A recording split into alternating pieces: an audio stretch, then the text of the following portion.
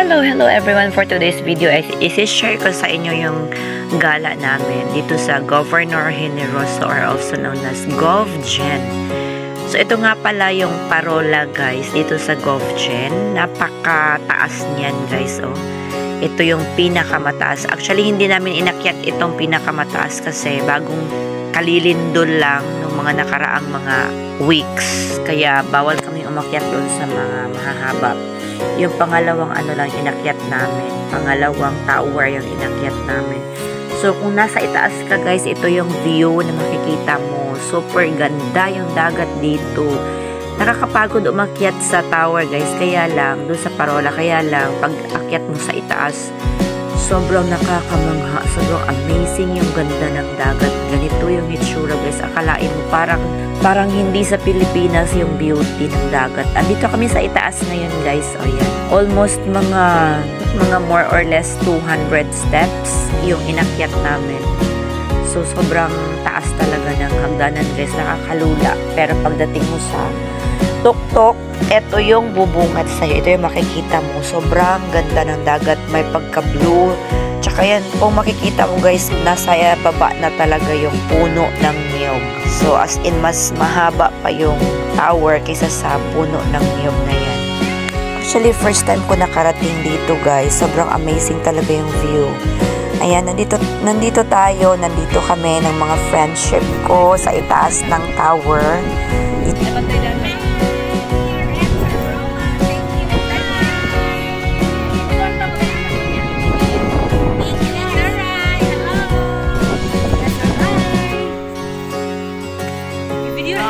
Video. Yay! We're in guitars. Sige lang, makaya ka na lang. Yeah. We're here.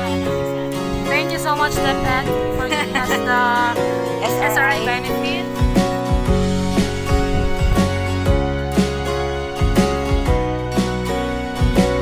At hindi ka magsisisi talaga guys kapag nakarating ka dito. Sobrang amazing talaga yung view.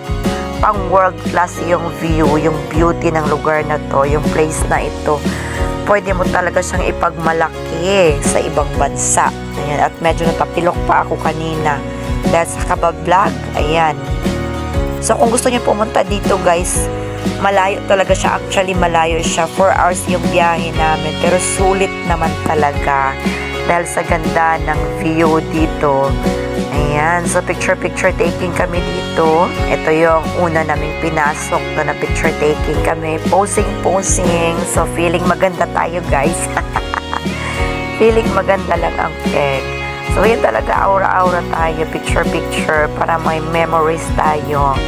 May mga souvenirs tayo sa ating gala. At ayan, nakarating na kami dito sa Jaca Beach Resort.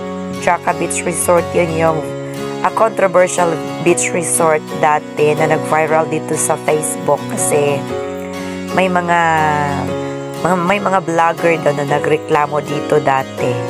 So okay naman yung accommodation nila. Ayan yung mga friends ko nagluluto, nagpe-prepare para sa hapunan kasi medyo hapon na kami nakarating. Meron tayong rice, meron tayong barbecue na masarap na luto ni Ate Rosie.